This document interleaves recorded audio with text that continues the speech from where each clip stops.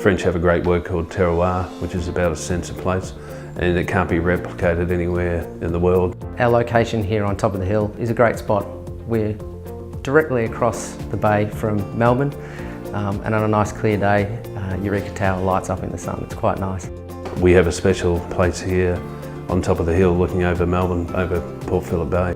So people come here, they enjoy the view, they taste the wines, they can stay and have a glass, and we're just trying to shape that experience for people. Scotchmans Hill Winery started off about 1975 when David Brown, who was the previous owner, had this dream of owning this property. So he bought it in 1982. The first vineyards were planted, and from there we grew from a small beginning of around about 5 acres to today having around about 100 acres here at the winery. Our first commercial vintage in 1990, it was quite small. There weren't a lot of wineries around, and people were starting to have a passion and develop a taste for wine. As time went on, a lot of vineyards were planted in Australia and a lot of overproduction occurred. So we had to be smarter, better at meeting those challenges, keeping our brand out there, and also making wines that reflected the time. And the wines today we make are very different from 10 years ago, 20 years ago. The wines we make in 10 years will be totally different. As food changes, styles change, we have to reflect that with our winemaking. One of my main focuses is overseeing production in the winery specifically. And over that time, we've adapted our techniques to suit the style of wine that we're making. We're harvesting differently than we did when I first started 13 years ago. And we find that we're bringing fruit into the winery in a really clean condition. And so we're negating some steps that we may have done in the past. We're not de-stemming, we're going straight into fermenters, and we're cutting back on multiple handlings in the winery. And the benefit of that is that we're producing, the wine seems to be getting better every year. We have a philosophy that will marry sort of very traditional winemaking techniques with a more modern scientific approach.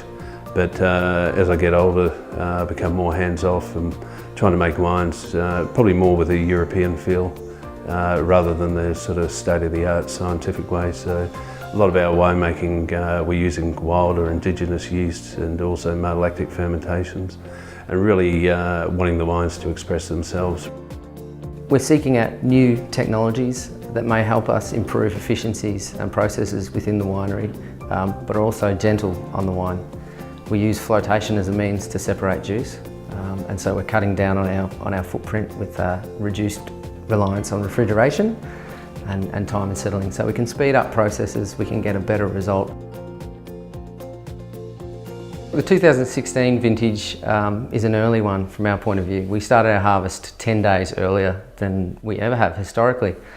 So some of the challenges faced with that was getting all our whites in before our reds were ready to get picked.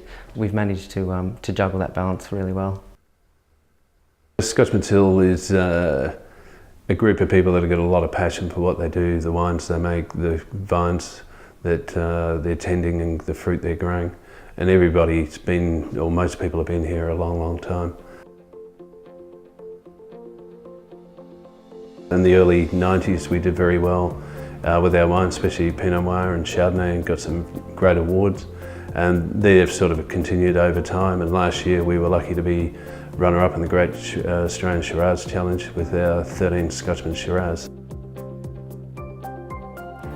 I guess there's probably no bigger compliment to a winemaker is to talk to someone and they've said they can recall a time or an event or a special occasion where they've had your wine and they enjoyed it with family and friends. Probably the biggest kick I get is when I go out and I see people drinking the wine in a restaurant, or you go around to someone's place, they don't know who you are and they just go, I love the wine. And yeah, that's probably the biggest kick I get out of it. Our main goal going forward is to really just lift our quality to another level, and we're working very hard in the vineyard and the winery for that to occur. Our domestic market is quite strong, but it's nice to see at the moment that Emerging markets in Southeast Asia and China in particular are becoming a good focus of our export. We've just recently exported to Sweden, which is a new market and quite exciting. Most proud of where we've come from. I've been here 28 years and turned up here and I was a boy in short pants, learning my craft. The winery was learning its craft to where we are today, where we're a highly successful winery, always learning. And as with great red wine, we keep getting better and better with age. Over the 13 years that I've been with Scotchmans Hill, we've been constantly changing and adapting to the natural environment with different viticultural practices, different practices within the winery, with the same aim to replicate what's happening in the vineyard and producing that into great wine and getting that into bottle. To me, a great wine is one that people enjoy and love.